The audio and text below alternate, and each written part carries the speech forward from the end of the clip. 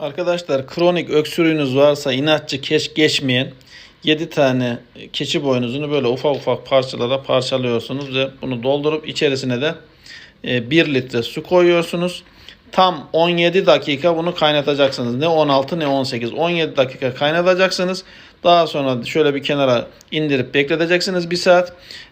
Daha sonra bunu süzüyorsunuz, dolaba koyuyorsunuz. Sabah akşam birer çay bardağı içiyorsunuz. Biiznillah öksürük kalmaz.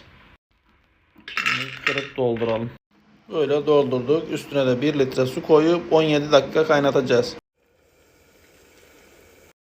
17 dakika kaynayacak. Sonra bunu indirip 1 saat dinlenmeye alıyoruz. 1 saat bekleyecek. Daha sonra bunu böyle süzüp sabah akşam birer bardak içiyorsunuz. Afiyet olsun. Kronik öksürüğe geçmeyen öksürüğe şahane.